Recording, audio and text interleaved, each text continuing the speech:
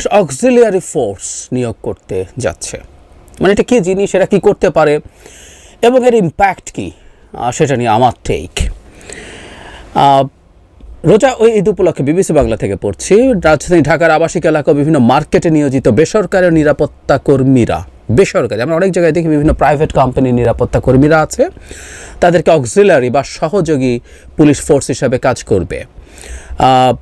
Metropolitan পুলিশের media বিভাগের উপকমিশনার Talebur Rahman BBC বাংলাকে বলেন, মেট্রোপলিটন পুলিশের অর্ডিন্যান্স 1976 ধারা মোতাবেক ডিএমপি কমিশনার যদি মনে করেন কোনো ব্যক্তিকে, যে কোনো ব্যক্তিকে সহযোগী পুলিশ হিসাবে নিয়োগ প্রদান করতে পারেন, মানে যে কোনো ব্যক্তিকে, মানে আইনের এই ধারাটা দেখে মনে হয় যে এটা আপনাকে আমাকেও করে দেয়া যাবে, এই অর্ডিন্যান্স অনুযায়ী করেছে, তার মানে আইনের মধ্যে। এবং সাবেক একজন পুলিশ মহাপরিদর্শক নুরুল হুদা বলছেন, পুরো ফোর্স না, আধা সরকারি ফোর্স পুলিশকে সহযোগিতার জন্য হয়, এটা বিভিন্ন জনা হয়। এবং উনি যেটা বলছেন, যুক্তরাজ্যে এটা ব্যবহারের নজির আছে। হুদা বলেন, অল্প সময়ের জন্য এই ধরনের সহযোগী ফোর্স ব্যবহার করার নজির আছে, এটা খরচও যেমন বাঁচে তেমনি আইন শৃঙ্খলা রক্ষায় কার্যকরীও। মানে এখানে যেটা করা হবে সেটা হচ্ছে, ডিএমপি কমিশনার জানিয়েছেন এই ফোর্সের হাতে একটি ব্যান্ড থাকবে যাতে লেখা থাকবে সহায়ক পুলিশ কর্মকর্তা, আইন অনুযায়ী তারা দায়িত্ব পালন ও গ্রেপ্তারের ক্ষমতা পাবেন। পুলিশ অফিসার যেভাবে আইনগত প্রটেকশন পান, এই অক্সিলারি ফোর্সের সদস্যরাও সেই প্রটেকশন পাবেন। একটা দায়িত্ব শেষে এই বাহিনীকে একটি সার্টিফিকেটও প্রদান করা হবে। তারপরে কি করতে পারবে সবই ঠিক আছে, এখানে দেখলাম পড়ে একটা জিনিস তারা করতে পারবে না, তারা হচ্ছে তদন্ত পরিচালনা করতে পারবে না। এটা হলো তাদের যে সংকটের জায়গা আছে, এবং তারা প্রাথমিকভাবে চিন্তা করছেন বিভিন্ন প্রতিষ্ঠানে যেসব বেসরকারি নিরাপত্তা কর্মীরা আছে তাদেরকে মানে কতজনকে দেবে, কিভাবে দেবে, এগুলো এখনও সিদ্ধান্ত হয় নাই। আমরা একটু গভীরভাবে যদি তলিয়ে দেখি, প্রথম কথাটা হচ্ছে এই সিদ্ধান্ত নেওয়া হয়তো লাগতোই, কারণ সাম্প্রতিক সময়ে যে পরিস্থিতি হয়েছে, তারা ইনফ্যাক্ট এই রমজান এবং ঈদকে ইন্ডিকেট করেছেন এই রিপোর্টে, যেখানে বিশেষ করে তারাবির সময় ঢাকার বিভিন্ন অঞ্চল বেশ ফাঁকা হয়ে যায়, এবং এই সময়ের মধ্যেই আবার কিছু মানুষ শপিংয়ে যাচ্ছে বা মানুষ বাইরে যাচ্ছে, সেটা একটা কারণ হিসাবে তারা বলছেন। এবং যখন ঈদ শুরু হবে, ঈদের অবস্থা তৈরি হবে, তখন মানুষের চলাচল অনেক বেড়ে যাবে, এবং বলা বাহুল্য আমাদের পুলিশ বাহিনী এই মুহূর্তে সঠিকভাবে কাজ করতে পারছে না। কিন্তু সেটা না, শুধু পুলিশ না, ইনফ্যাক্ট এখন সেনাবাহিনীও মাঠে আছে তাদের ম্যাজিস্ট্রেসি পাওয়ার নিয়ে, এবং টেকনিক্যালি এখনও অপারেশন ডেভিলস হান্ট এখনও চলছে। এই যাবতীয় প্রেক্ষাপটের মধ্যেও আইন শৃঙ্খলার অবস্থা ভালো না, এবং তার জন্য একটা অক্সিলিয়ারি ফোর্সও প্রয়োজন হচ্ছে। তাহলে আমরা খেয়াল করি, আমরা আমাদের হাতে যতগুলো অস্ত্র আছে অলমোস্ট সবগুলো ব্যবহার করছি, এবং এই অক্সিলিয়ারি ফোর্স ব্যাপারটা আমি রিপোর্টেই দেখলাম যে বাংলাদেশে এরকম ইতিহাস নেই, সম্ভবত আইনে আছে, মানে যে সময় আইনটা হয়েছে তারপর থেকে এই ব্যবহারের নজির মানে সাম্প্রতিক সময় তো নেই। তার মানে এটা ব্যবহার করতে শুরু করা প্রমাণ করে দেশের আইন শৃঙ্খলার অবস্থা কতটা খারাপ। আবার এটাও সত্য, এটা প্রমাণ হলেও এটার একটা নেগেটিভ ইম্প্যাক্ট আছে। যখন কেউ তার সব অস্ত্র ব্যবহার করে, সব রকম অস্ত্র ব্যবহার করে, তখন এইটা একটা মেসেজ দেয় দেশের ভেতরে এবং দেশের বাইরে যে পরিস্থিতি খুবই খারাপের দিকে গেছে এবং যাচ্ছে। তারপর এটাও আমি মানতে আমরা প্রস্তুত আছি, সেটা হলো এই প্রেক্ষাপটে এটাকে দ্রুত নিয়ন্ত্রণ করা দরকার। এবং জনাব নুরুল হুদা সাবেক আইজিপি যেটা বলেছেন, এটা সত্যিকার অর্থে খুব কম সময়ের জন্য যেন হয়।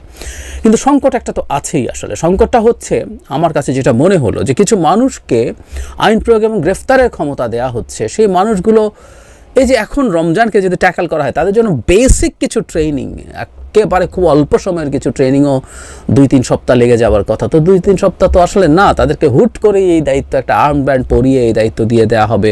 সেই ক্ষেত্রে যেটা দাঁড়াবে, এক তো বাংলাদেশের লোকজন আইন কানুন জেনেও সেটা মিসইউজ করে, সেটা সরিয়ে রাখি, কিন্তু যে মানুষটা জানে না, যে মানুষটা আইনের খুবই বেসিক্স জানে না, তিনি কিভাবে আসলে আইন প্রয়োগ করবেন এবং গ্রেফতারের ক্ষমতা আমরা তার হাতে তুলে দিচ্ছি, এটা খুবই গুরুত্বপূর্ণ প্রশ্ন। এবং এই সময়ের মধ্যে তাদেরকে এইভাবে ট্রেন করা is totally impossible.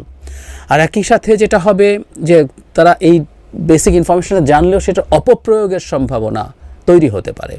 At the same time যেটা আমাদের খেয়াল করতে হবে, এই বেসরকারি মানে নিরাপত্তা কর্মীরা কতগুলো কোম্পানির অধীনে আছেন, আবার তারা বিভিন্ন প্রতিষ্ঠানে কাজ করেন, ফলে এদের উপরে নানা রকম প্রভাব, যাতে যেই প্রতিষ্ঠানে তারা চাকরি করেন মানে যে প্রতিষ্ঠানে হয়ে আমরা দেখেছি কতগুলো সিকিউরিটি কোম্পানি আছে যারা এই ধরনের নিরাপত্তা কর্মী সরবরাহ করেন, তারা এদেরকে এমপ্লয় করেন, তাদের একটা প্রভাব আছে।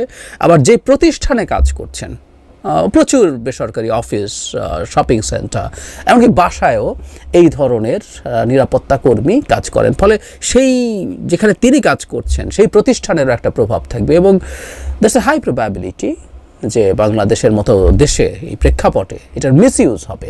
আমরা যে কাউকে গ্রেফতার করানোর চেষ্টা করতে পারি আমার ব্যক্তিগত কোনো সমস্যা যদি হয়। আগে এটার জন্য পুলিশের কাছে যেতে হতো, পুলিশকে কনভিন্স করে ম্যানেজ করে সামহাউ এই কাজটা করতে হতো। এখন আমার খুবই রিচের মধ্যে বেশ কিছু মানুষকে আমরা পাবো যেটার মাধ্যমে আমি আমার প্রতিপক্ষকে, যার সাথে আসলে আমার ব্যক্তিগত কোনো সমস্যা আছে, সেখানে আমি তাকে হয়রানি করার চেষ্টা করতে পারি।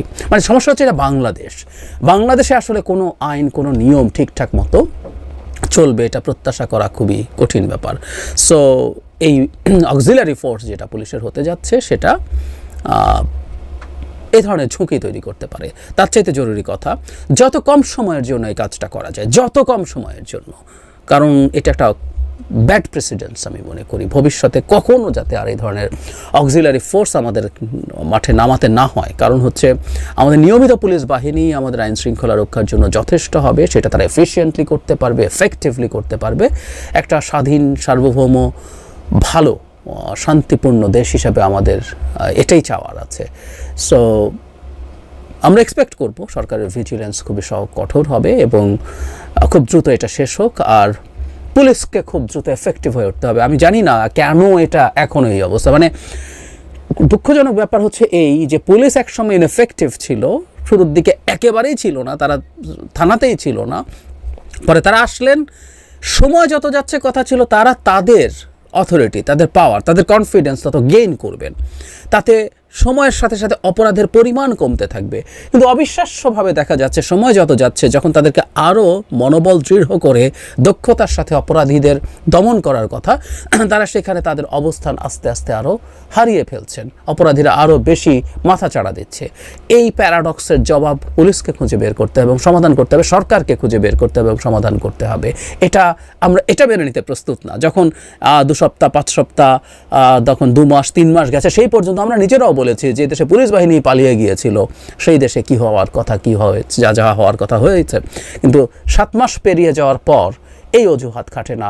তারা তো মাঠে আছেই তাদের সাথে সাপোর্ট হিসাবে, খুব বড় ডেটারেন্ট। আমি আগেও বলেছি যে মিলিটারি আসলে আইন শৃঙ্খলা রক্ষার জন্য ট্রেন না, কিন্তু মিলিটারি মাঠে থাকা একটা বড় ডেটারেন্ট। এই ডেটারেন্ট থাকার পরও তারা অপরাধ দমন করতে পারছে না, এটা ভয়ঙ্কর ব্যাপার। সুতরাং পুলিশের এই অক্সিলারি ফোর্স তাদের ব্যর্থতাকেই ইন্ডিকেট করে, তাদের যত দ্রুত সম্ভব এই ব্যর্থতা